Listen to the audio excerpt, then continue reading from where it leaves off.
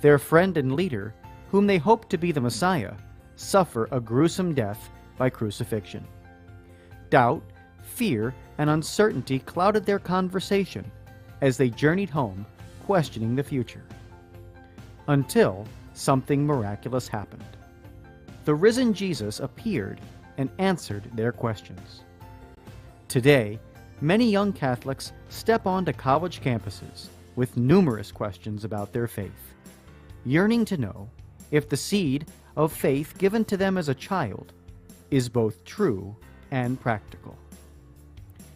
Using the miracle on the road to Emmaus as a model, young adult ministers conversed weekly for 3 months with college students about the most pressing questions they had about the Catholic faith. As they journeyed together virtually, something amazing happened. Doubts disappeared, fears faded, and Jesus revealed that He is still alive. Hearts Burning Within Us, the latest book from Patchwork Heart Ministry, scheduled to be released in the summer of 2021, is a result of that grace-infused conversation. To pre-order your copy and help spread the word about the book, visit patchworkheart.org.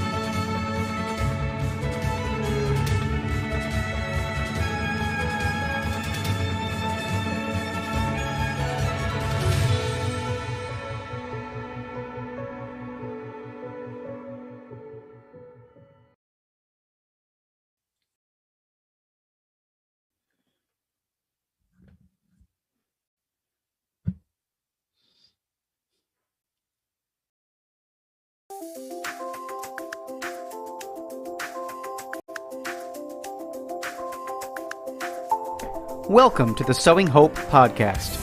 This is a show all about implanting hope in our hearts. I'm Bill Snyder, joined by my friend Ann DeSantis. We're glad you're here for our uplifting conversation about faith and how it sustains our hearts through all the seasons of life. Thanks for walking with us. And good evening, everybody, and welcome to the Sowing Hope podcast. I am Bill Snyder, and it's wonderful to be with you. If St. Joseph's Eve is a thing, folks, we are here on St. Joseph's Eve in the year of St. Joseph. So it is wonderful to be with you this evening. And as always, I am joined by my co-host and good friend, Ann DeSantis. How are you this evening, Ann? Awesome, Bill. Great to be here. Yeah, I don't know if St. Joseph comes down a chimney tonight or what the deal is. I mean, this is one of those amazing years when it's the year of St. Joseph and we're on the eve of St. Joseph. So I'm looking forward to having a great conversation with our good friend Ray Haywood as well. Yeah, I love how you said that. The eve of St. Joseph. Is he going to come down the chimney? Yeah, right. No, we have so much great stuff to talk about. We have an amazing guest who's a extremely good friend of yours and of mine and of this ministry. And he's been a guest here on the show and on your other podcast and also on Journeys in Faith coming up too.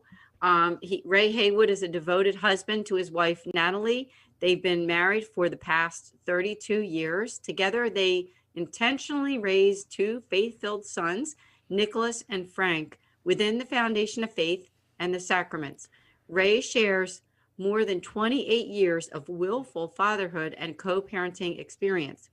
Ray and Natalie lived in Harrisburg, North Carolina, and are faithful parishioners of St. Thomas Aquinas Catholic Church in Charlotte, North Carolina. I should have said they are currently living in North Carolina.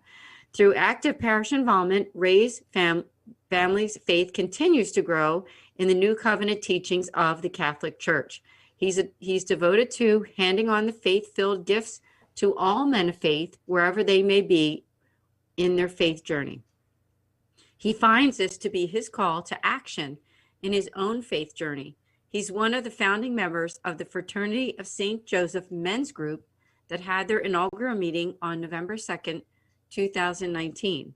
And you can learn more or get more information about Ray at trjfathersguide@gmail.com. I just want to give you that email, and we'll also repeat it at the end of the show. Welcome, Ray. Thank you so much for joining us. Unmute. Ray, you got to unmute, brother.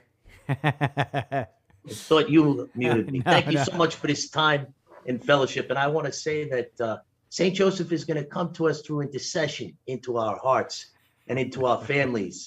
And we're going to get a very good glimpse in front of us within the church of what the Holy Family means. So that's my understanding of the way that we're going to move forward as a family, understanding what the family is. And St. Joseph is going to be a very big part of us moving forward in the family unit. Absolutely. I couldn't say it any better, Ray. Absolutely. We're here on, St. Joseph's Eve. Tomorrow is his feast day, and we're in the year of St. Joseph. I mean, it's like we've hit the jackpot, right? So Yeah, that's a good way to say it, Bill. And Ray, I love St. Joseph. I have to say, I think I've always loved him, but it's an exciting thing that our Holy Father has chosen this year. And I think even in light of everything that we've been through in 2020, that St. Joseph is a good father, isn't he?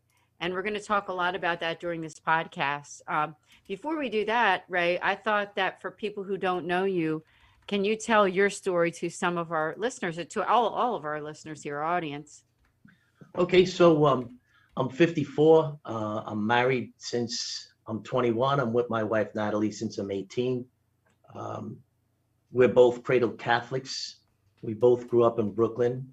We both grew up at a time when community was very much the same. My wife and I, we have intentional conversations about how we would walk into other people's homes, and we would understand how the order of the home would be, because we were pretty much all similar. We were almost all alike.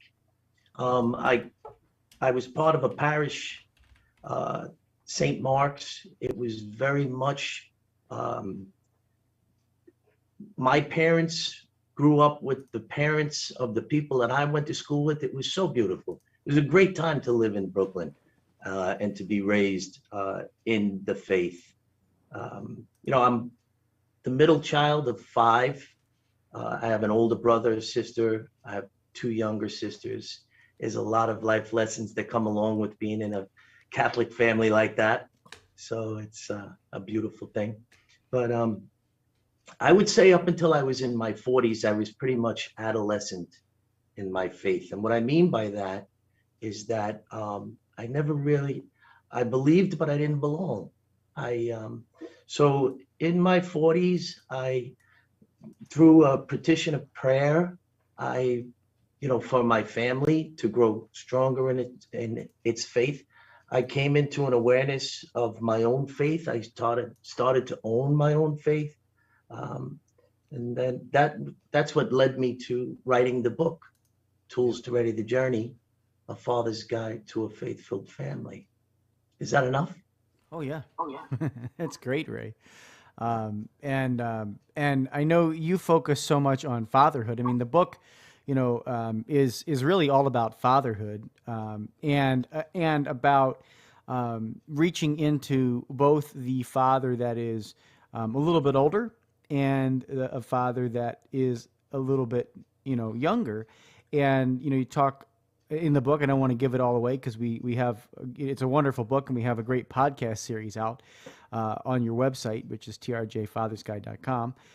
So I encourage people to check that out. But I would love to chat with you a little bit about just what St. Joseph means to you, especially as a model for both the spiritual, like the priests and whatnot, and also those of us who are fathers, paternal fathers.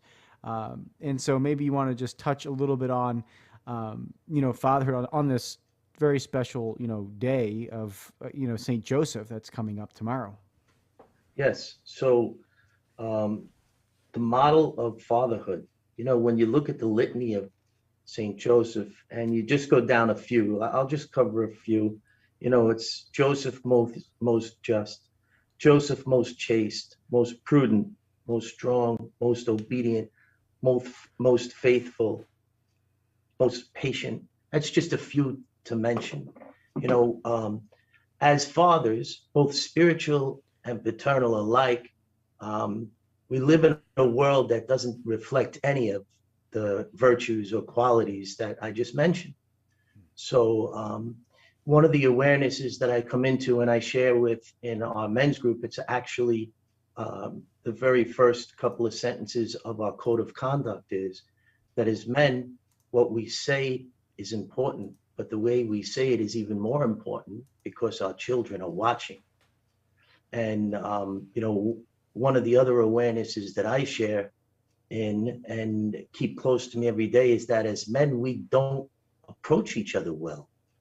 And we really need to recognize that we need to approach each other better. I've shared with Bill in other conversations how, in the four walls of our homes as men, we very much act a certain way. We reflect well.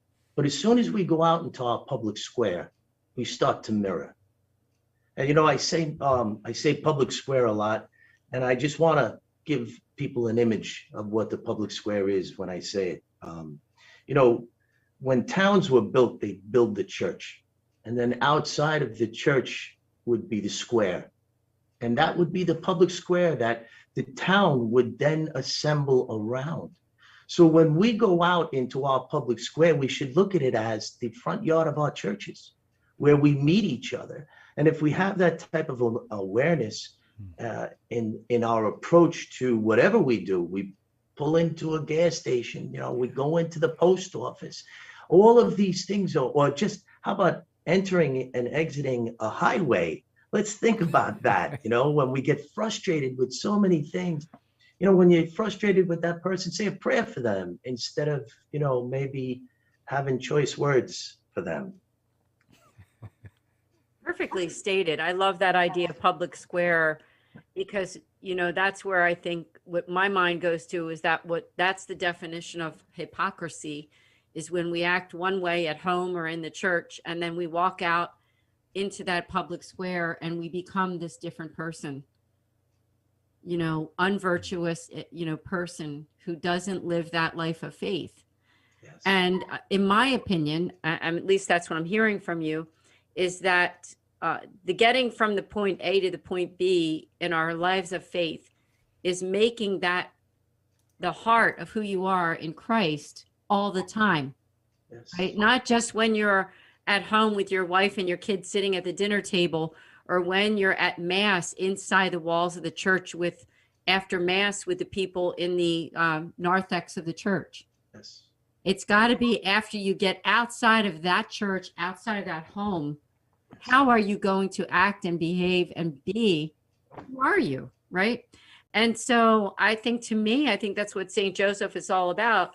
He's a true father. And I know you're going to talk about that. Now, people might say something like, well, they don't say too much about him in the Bible. Mm-hmm. Okay, whether that's true or false, and I know that they don't say very much about him, is that the hard fact is that he was the foster father of our Savior. So whatever facts that might be there in the Bible, it's still, we have to look at that, the idea and the truth of that matter, right? I mean, yes.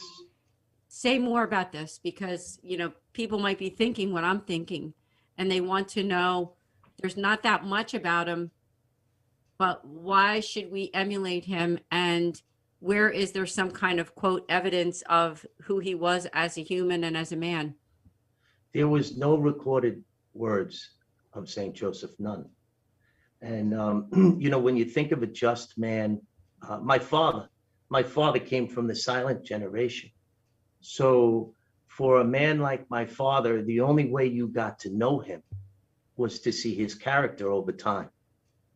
And St. Joseph, very much in the life of the church, is very much like my own father, where the only way you could get to know St. Joseph is over his example, his obedience. That book I spoke about, Tools to Ready the Journey, it's dedicated to St. Joseph. There's so much written about St. Joseph. The St. Joseph is very much a part of the way that I feel we are to form as men, to assemble as men, when we look at a young father today, the challenges that young father faces out in the public square, especially in a time in his life when he is in the gathering stage. Bill can relate to some of this, but Bill is well formed. He's extremely well formed. Amen. But what about, yes, amen to that. Yes.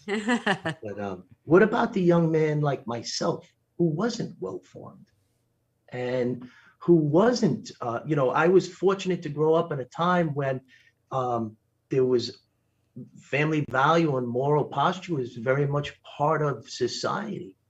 Also, I grew up at a time where the sacraments, the sacrifice of the Mass, the Eucharist, all of these things meant so much to the families, to the way that we approached our daily lives. And now this worldly narrative, this cancel culture is sharing that, there's no value in the sacraments. Our young Catholics in the gathering stage, when they're most vulnerable and their wills can be compromised, are constantly bombarded with this noise, this chatter about our church being an old dead tradition. It's a sad place. I want to be positive, but sometimes we have to say things that are important to be heard. So now, people my age, I'm 54, have to reach into young men that are in the gathering stage, like Bill's age men, and share with them how important it is for them to understand the value of the sacraments, to instill those guiding graces that will help their families to navigate the trajectory of working out their salvation. This is important things that we need to do as parents. And we also need to recognize that even when our children aren't, or if we think our children aren't listening, because at 54, I know our children are always listening, even when we think that they're not. So for the young man, I would want to instill in him, take away from our conversation tonight, when you think your children aren't listening, they are. And you need to be intentional in placing the importance of the sacraments into them. The preparation, the celebration, that makes them understand the value of making good decisions. And that moral posture, that moral compass is instilled and woven into them through the sacraments. Another thing I've said to Bill in the past many times is my mom says, once a Catholic, always a Catholic. If you're instilled with the sacraments, you're a Catholic. There's no such thing as I was. You're Catholic. You have the graces instilled within you. It's a beautiful thing. Yeah. That's good to hear, Bill. Ray, because there are some people who refer to themselves as, quote, fallen away Catholics, or that they've walked away and they're attending some other church, or that they don't go to church anymore. But God's calling them back, isn't he? He's calling them back. So if you're listening to this podcast right now and you're thinking, wow, it all sounds great, but I don't know if I'm ready, this might be your day. This might be the day that you turn around and you say, I think I'll give it a try. And I want to invite you to reach out to Ray at guide. Father's Guide. fathersguide.com. Because, I have to say this, we've had a lot of guests and we've had amazing, wonderful guests every single guest we've had is a friend of mine. But Ray is special in a very unique way, of his way that he cares about people. He cares about evangelizing to a point, not just of trying to make money off of his book or of saying somebody saying, oh, I know Ray's a famous Catholic author, whatever. He's not about that at all. I'm just saying it the way I feel, Ray. I hope you understand that. And Bill, Oh, yeah. he's not that type of person at all. He is a very, very, I'm trying to find the right word here, and I know what it is. So please give me the right amount of moments here. He can, in other words, he's very unique in that he cares immensely about the individual human, and fathers too. So take him up on his invitation to learn more about what he's doing with this book and his evangelization. Yeah, couldn't say it any better. Yeah, couldn't say it any better. And and Ray, so you touched on something that Ray is, and that's very humble. He's an incredibly humble person. Yes. And so that's the one thing that Satan hates the most, because he can't defeat humble people. He just can't. It's impossible. And I would love for you to touch a little bit on that, Ray, because I know, in your challenging, right? Every person can see their missteps. They can see the things that they've done wrong in their life, and in raising their kids, or in their workplace, or whatever that might be. But how do we take a step back from that and gain awareness, and then apply that knowledge of what we have learned toward then equipping new fathers, new men, even reforming your children, because it's that humble perspective, like, what, I'm not perfect, but I know who is, and that's God. So maybe just shed a little bit of light on the virtue of humility in fatherhood, because when guys come across, sometimes the world projects this, we have to be this alpha, completely, totally, bombastic in some ways, and that's not always the most effective way to reflect your fatherhood. So maybe just touch a little bit on the gift of humility, and then of course in the model of St. Joseph too, who was ultimately humble. So I wasn't always humble. I could tell you that. When I used to work for the city of New York, or when I used to live back in Staten Island with my wife before we moved to North Carolina in 2008, people who knew me at that time in my life, when I had a Catholic, who know me as a humble man. I could share with you that I challenge myself every day in different instances to understand the value of humility. I go to daily mass every day, and now when I say my Our Father, my hands are pressed together up almost to my chin. I am humbled like a child, and that's intentional. It's me teaching myself how to be humble, when to be humble, and to know what humility is, because for a long time I didn't. But also, being filled with the awarenesses that needed to be shared in the book. If you look at chapter 6, which is the Arch of Life, it shares 3 stages, and it's all about St. Joseph. That chapter, it talks about the Arch of Life being supported on either side by grace. And the reason why I bring this up is because it's going to lead to something about humility. And so the 3 stages that it shares are the apprentice, the journeyman, and the master carpenter. And the master carpenter, of course, is St. Joseph.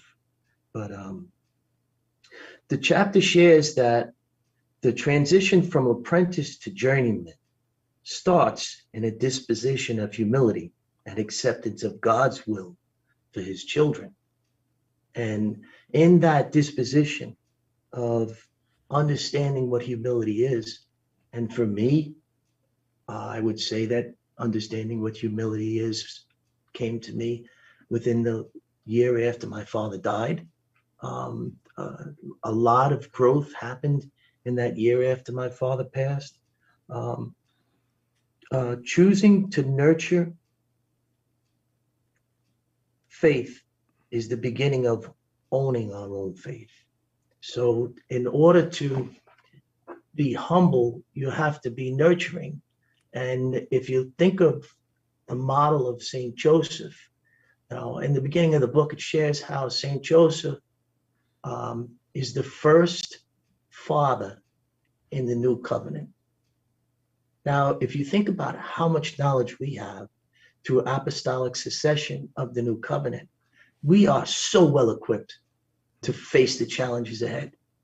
Now we have challenges within our physical realm that are totally different than what St. Joseph faced. But the knowledge we have of our spiritual realm, we are so well equipped. We have the full armor of God. And, in that same chapter, it closes with how important it is to say the St. Michael prayer every day. As a father, I could tell you every day of my life, I say that St. Michael prayer. And in this order that I place into my life, it gives me a foundation of trying my hardest to. I'm definitely out of the apprentice stage. I am in the journeyman stage. If my pastor, Father Matthew Codd, he named our Fraternity of St. Joseph Men's Group website fsjjourneyman.com. All of these things that got incidences, in my opinion, because they come so close to all of these tools that we need to face well all of the challenges of being a father, both spiritual and paternal alike. So I don't think that I'll ever get to step on the other side of grace in the arch of life to actually become a master carpenter. I wouldn't think that I would be. I don't think I'll get there. But for a lot of our spiritual fathers who are equipped way better than I am, I think there's a lot of them that are on that other side of grace, that they understand fully and they come into that wholeness of their spiritual life. It's a beautiful thing to think about. The things we're talking about right here, if I would even to hear someone talking about this when I was like 35 years old, I don't know if I would listen. So, our spiritual walk is definitely something that we grow in. And, just to bring back into view how a young man is in that gathering stage and how a father who's my age should understand and be aware to that gathering stage and reach into that young man and share with him that he's in that gathering stage and that he needs to understand the importance of the sacraments and forming his family well, and to understand the value of his spirituality. We have the Trinity of Father, Son, Holy Spirit. We have the Trinity of the family, which is mother, father, and child. And we have the Trinity of ourselves, which is spiritual, physical, and mental well-being. If we could have these awarenesses and keep them close to ourselves on a daily basis, then these tools that I reach for often can help us to stay grounded in a faith walk and understand the difference between all the temptation that's out there in our physical lives. Yeah, well said. I thought of one of the words I wanted to say about you that I couldn't find within my vocabulary at the moment was just the sincerity that you have for your evangelizing. You're not looking to blanketly just evangelize everyone. Is that I know you care about the individual people that are listening to this podcast and your own family and friends. I mean, of course, there's also that blanket, wanting everyone to just kind of get on board and understand it. But I know you have a heart for those individual people. And that's really, I think, a gift that not everybody has, because we all want to be successful, but sometimes we just want to look at a spreadsheet or a piece of paper or something that says, yeah, you did good enough. You have these many followers or this much of your book sold. But to have that care for the individual people, right, and their souls, and like you said, those fathers that are in that gathering stage. Now, I know that there's the gathering stage of the physical, right? The physical assets and providing for your family and some, for food and shelter and everything. But you're talking about also the gathering stage, even for the spirituality part of it, right? Absolutely. And how many fathers don't think of the gathering stage as including the spirituality and the faith of your wife and kids? I wondered if you could talk about that, because you care so deeply about your own wife and your two boys that you have, and have done a good job evangelizing with them. And like you said, you came into a deeper faith a little later in life. Two things I'd like to ask you is to reflect on that. But you mentioned your dad too. And I've heard that story before. I thought it was so beautiful how you, when your father passed away, you realized so many things. Could you talk a little bit about that too? So what you were sharing a minute ago, in the gathering stage, I believe we have a God-sized hole because we're innately children of God. So if we're not working on our spiritual life, if we're not working on our spirituality, if we're not aware of it, then we have a God-sized hole in us, and then we seek out temporal things to fill that hole. And then we feel unworthy, and we have more wedges that separate us from our spiritual growth, and all of the sinful nature that goes along with it. It's a challenge for a young man to shoulder up to the people in his public square who have no value for what we're talking about here tonight. Yeah. To even step closer to this. So we need intentional men my age to reach into these men and share with them. The first chapter of the book is the masculine journey. And one of the awarenesses that it shares is that, our children come into a stage where they share in adolescent moments. And for a father who's in the gathering stage and too busy to understand these things, if he doesn't have the awareness of the adolescent moments that they're going to happen, then when they happen, they could scar the family. Not only just the child, but the siblings, the parents. And but the awareness is, the book is written, it's Tools to Ready the Journey is for the younger man. It's to give him those awarenesses. But the subtitle, A Father's Guide to a Faithful Family, that's for the older man like me to hand those tools to young men, to make them better prepared and aware of the challenges that they're going to meet. It's his job as the father to lead and to reach into that young child, whatever age it may be, because everybody lives differently. We all have different challenges, 12, 14, 16, whatever it is, these adolescent moments happen. And I'm sure that you've had them in your own family. I've had them in mine. But when you're aware of these things happen, then you can approach them well. And you could prepare the child and say, hey, this is normal. Don't think you're alone. We all live through these things. And then you could share it with the siblings. You could share it with the mother. But most importantly, when you give this awareness to that child, then that child, when they come into the next time that they're going to have these adolescent moments, they'll be themselves better equipped to deal with them. Yeah. Yeah, absolutely. I don't think it's ever too early to talk about the faith with your kids.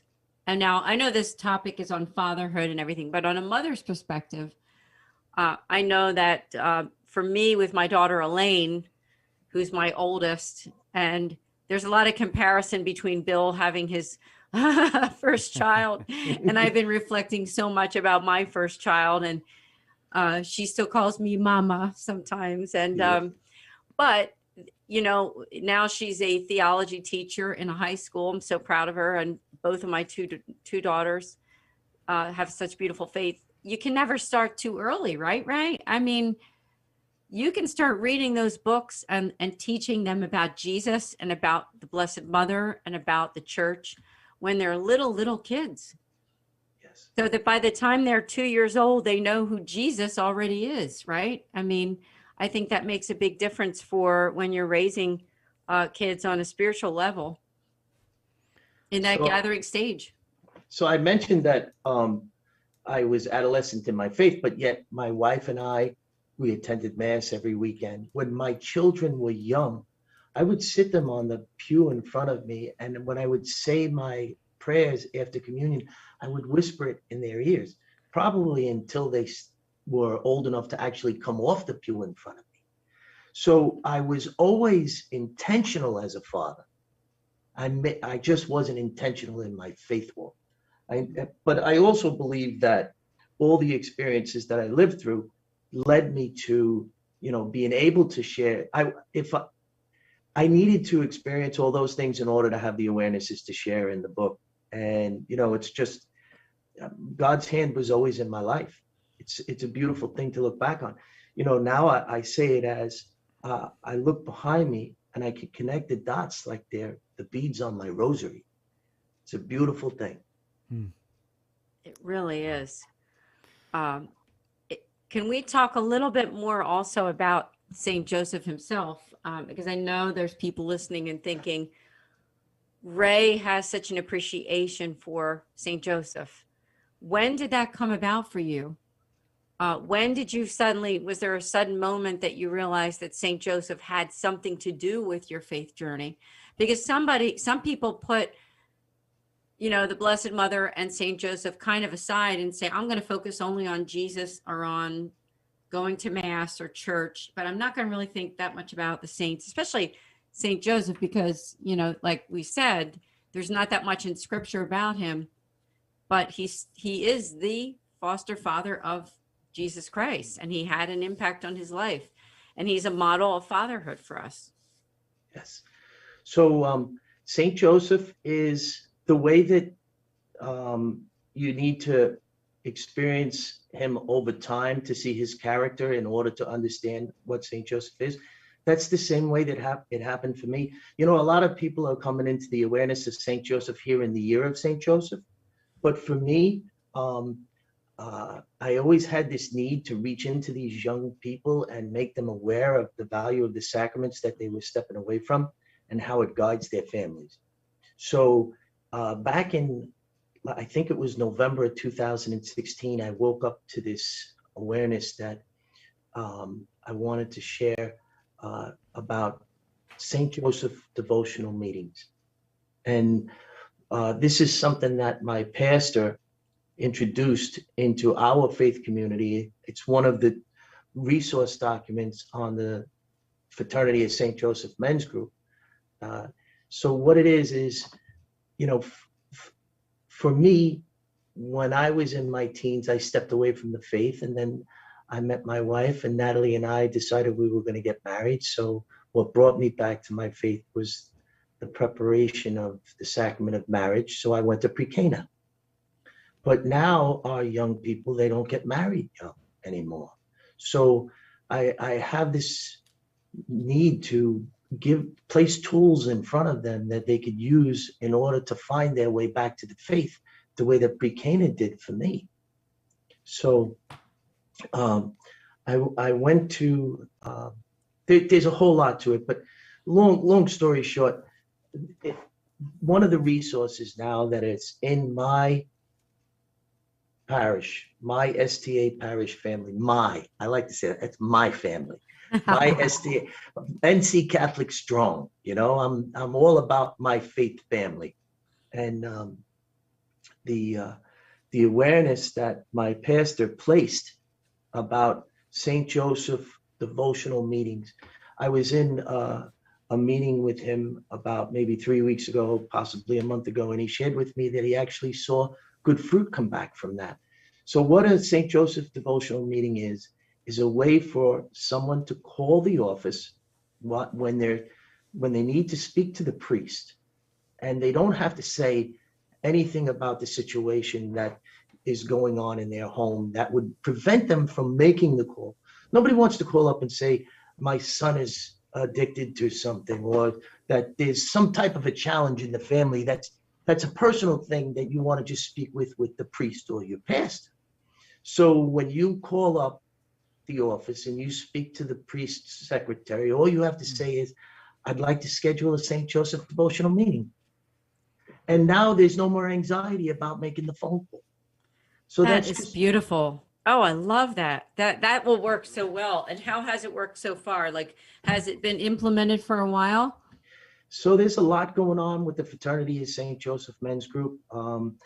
Last year for us, 2020, was a year of St. Joseph in the Diocese of Charlotte, and they had a website team, and because the Fraternity of St. Joseph had a bulletin entry, they found value in what we were doing, so they asked us to attend these meetings to build the website, and they asked us if we could make this Fraternity of St. Joseph Men's Group something that other parishes could follow. Now, you talk about God incidences. How does this all come into play? So, and then things start to mature. So then, I have the St. Joseph devotional meeting that I want to share. And I have the St. Joseph paternal leaders that I want to share. So I go and I speak with my Vicar General, who was my pastor, Father Winslow, and he explains to me something I never expected. I thought he was going to bring it to the bishop, and the bishop would decide if there was value in it. But what he told me was that, through the Association of Lay Faithful, that I was to go back to my pastor, present this to him, and see if he found value in it. But not only that, he said he felt as though the vehicle to present this into our faith community, your community, Bill's community, the people listening's community, was through the Fraternity of St. Joseph that already was asked for us to place in a way that other people can follow. It's just amazing how this is all playing out. Yeah, it really is amazing. Mhm. I absolutely love the work that you're doing. I love your book. Of course, we'll talk more about that again at the end and invite people to go and purchase your book and learn more about you, and not just about you, but about faith, right? I mean, enriching their faith. So, if there's somebody listening right now, and we do get some listeners that are away from their faith, and they need that boost. Now, tomorrow's the Feast of St. Joseph. Would you have any suggestions for them to get back on board and having the desire? Because doesn't it really start with this desire? Because if we don't have a desire for faith or growing or being closer to God or following in his ways or being part of the Catholic Church, then it doesn't happen. How do they develop that desire? We all want the same thing. We want love. And every one of us want to share in love. And the only way to share in love is through joy, and if you were to ask me the best way, I would think that just find your way back to understanding that you have a God-sized hole if you're not working on your spirituality. Try to understand the difference between sin and sinful nature.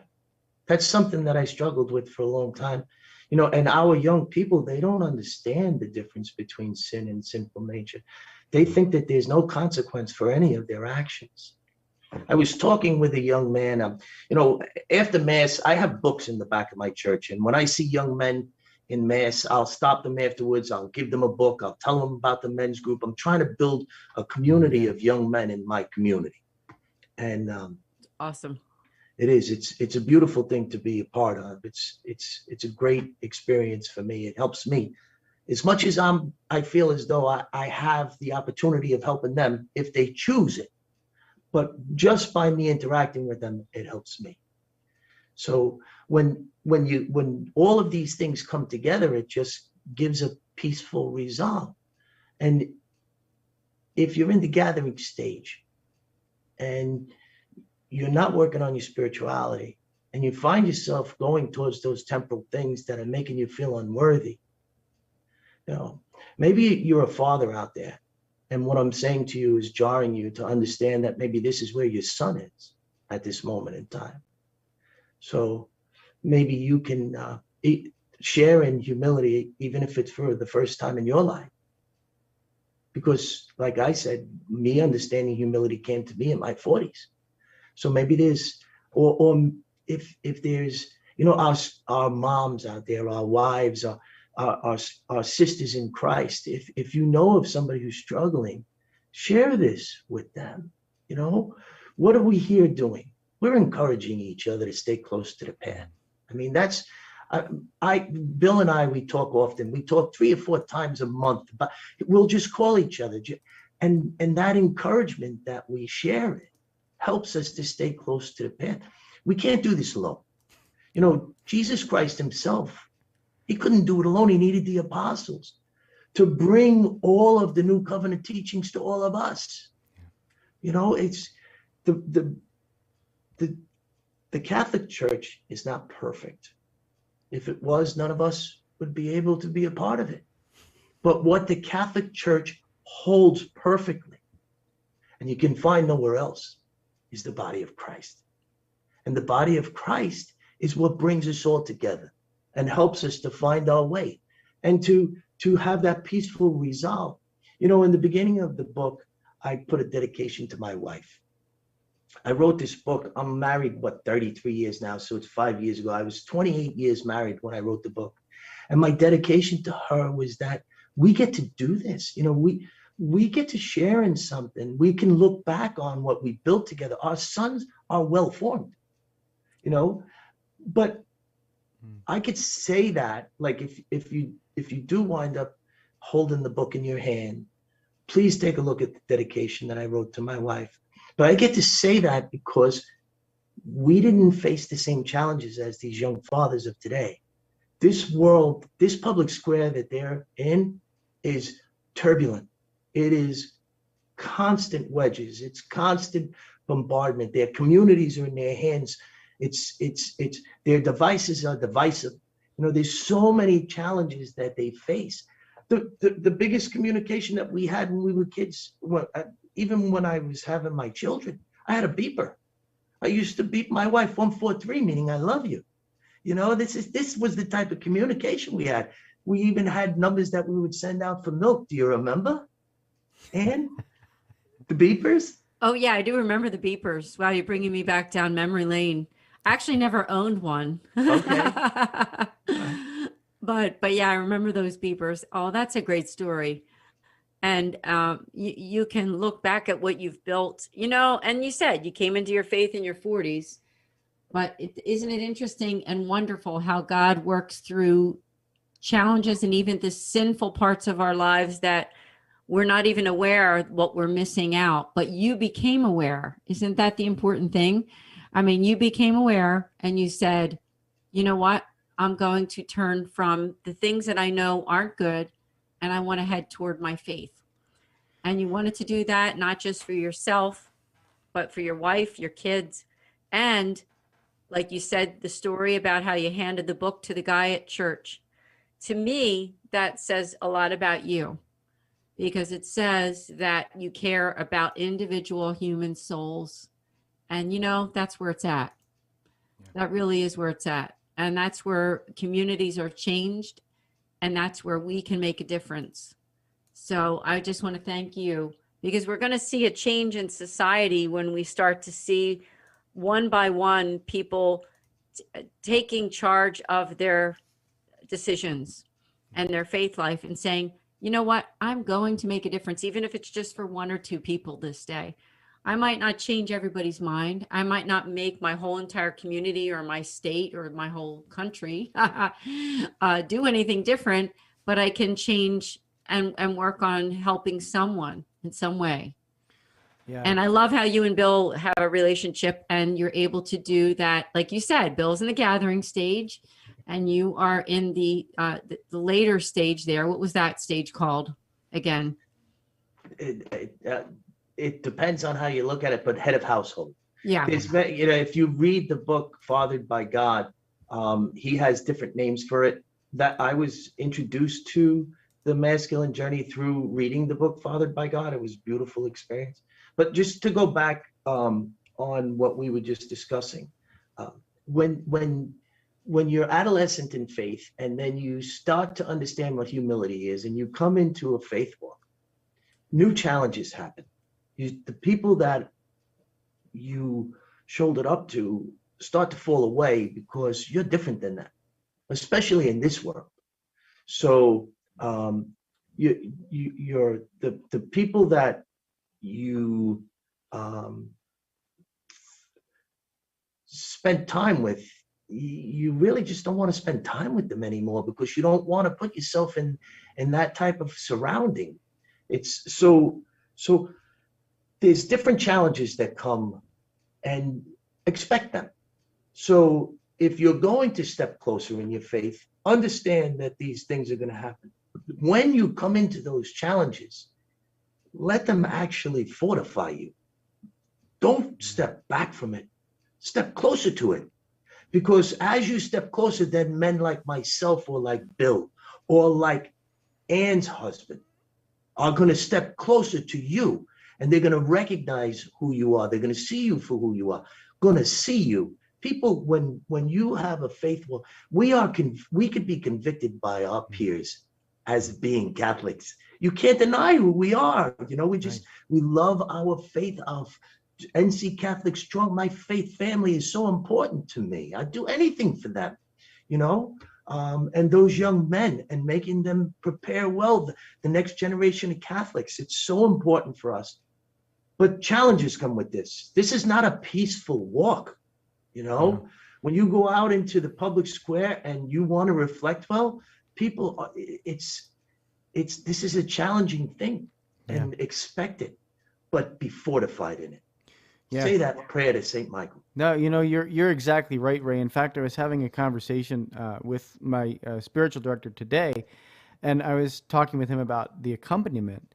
And because we had just finished, Ann and I have just finished working on this book that's coming out called Hearts Burning Within Us, where we were doing this walk along the road to Emmaus with these college students. I mean, virtually, of course. During this pandemic, but the key point in my conversation with my spiritual director today was, I said, you know, we need to accompany, men, and it's exactly what you're saying. You know, we need to accompany, and we need to surround them with community, because, you know, as you've said throughout the podcast tonight, you know, the challenges that you dealt with as a young father are no longer the challenges that I'm going to be dealing with as a young father. These things are not the same. The world is not the same. You know, I mean, come on, people. If you haven't realized that in the last year, you know, you really need to examine your life, because the world has changed and shifted so very much, even in the last year. And so the accompaniment piece is such an important thing. And you do a wonderful job of that, Ray. I mean, you just do a great job, but it's about walking with these young men and saying, you know what, I'm here for you. I'm here with you. I'm not giving up on you. And when you have a question or when you fall, you know that I can be there for you, and this community is there for you. And, you know, that's the strength of the Catholic Church. It is a band of brothers. It is not, you know, there cannot be lone wolves. Lone wolves, you know, they don't work out so great, especially in our society. We need to be part of this community. We need to be part of this faith. And, you know, I really think, and, you know, we've talked about it a lot here, but the model of Saint Joseph, as the steady leadership role in his family, leading. You know, when you think about St. Joseph, right, when you really think about it deep in your heart, like this guy said no words, something my wife would love about me if I said no words ever.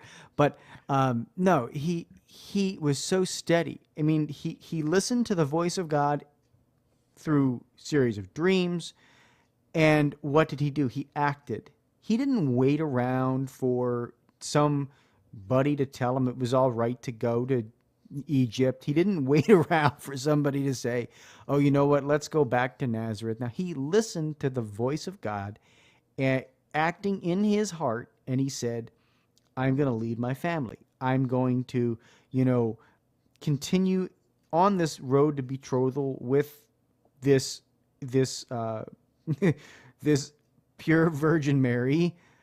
I'm going to continue to be in that leadership role. And quietly and steadily he did that. And really he accompanied his family. He walked with them through every storm. And so I just think the work you're doing is so crucial, Ray. And it's wonderful to have you on today's episode as we, go to celebrate this wonderful feast of St. Joseph tomorrow. Because I think all fathers, and maybe you want to challenge fathers to really get involved tomorrow on St. Joseph's Day. It's a Friday in Lent as well tomorrow. So maybe just leave us with a challenge about, how we can really take the mission and the spirituality of who St. Joseph is and honor that by living our lives accordingly. So our children are growing in a society of instant gratification. We could learn from the model of St. Joseph in how character is seen over time. And as fathers, we need to be able to understand what the measure in which we measure means. I'm very intentional. My sons know a lot of times as they're living through challenges, I will share with them to a point, and then they'll get to that point and I'll share with them more. And this is intentional because just the same way that my Heavenly Father has given me my faith over a period of time in the measure in which he knew he needed to measure out to me, we as fathers need to do the same for our families. We need to place measure and intent into all that we do in our families. We need to recognize and understand objectively, without emotion, how this world is taking a hold of our children and reflect well within a characteristic of the knowledge of the way that St. Joseph led the Holy Family. Isn't that a beautiful way of thinking about it? Right now, my pastor, Father Matthew Cott, he's new to our parish, a couple of years, but he is a model of St. Joseph to me. He is somebody who's so strong, but yet, when he walks down the aisle, it's like he's floating. His hands are so steady when he turns the pages of the books, and anything that he does is with proper measure. And he's a younger man. It's a beautiful thing to see. Anything that he does, I describe him as a just man. And the only way that you get to know Father Matthew is over time to watch his character be played out. And he's not part of this world. And it's a beautiful thing to watch and to see. That's an example. I've learned from his example and I've grown from it. So, in summary, in this instant gratification world, understand that character is seen over time. Beautiful. Oh, that is beautiful. And I think one last comment, if I could make, because I think this is an important aspect of being a parent, not just a father, but also of a mother. When you're talking about that instant gratification, so many parents these days are afraid of that 2-letter word, which is no, right? We can't be afraid. And my daughter said this to me, actually. She's so glad that mom wasn't afraid to say no when all the other parents said yes, right? And I think it makes a difference that when you really reflect on that, it's better to hold back with your kids a little bit more than let them do, quote, whatever they want, because you care about them and you care about their spirituality and you care about who they hang around with and you care about their safety too, right? It's not just about spirituality, it's about their safety. So the best gift I could say, give parents out there, don't be afraid to say no, and don't be afraid to say no all the way through, at least through high school, all the way till the end. Because you know what? They're going to thank you. My 2 girls, they thank me all the time that I wasn't one of those parents that just said, go do it. You're allowed to do whatever you want. Mm-hmm. It makes a difference. But Ray, thank you so much for all that you've reflected on during this podcast. Thank you for this time and fellowship. Absolutely. Ray, it's always great, and you always have an open invitation anytime to come back on Patchwork Heart Radio. But until next time, folks, I do encourage you to visit Ray's website, trjfathersguide.com. And as always, keep beating to your Catholic hearts and sowing hope into those broken hearts. Enjoy the Feast of St. Joseph tomorrow. Thanks for listening to this episode of Sowing Hope on Patchwork Heart Radio. For more information about this podcast and our ministries, visit our websites, patchworkheart.org and andesantis.com. You can also follow and interact with us on Twitter at PWH Ministry or Andy Santis 2.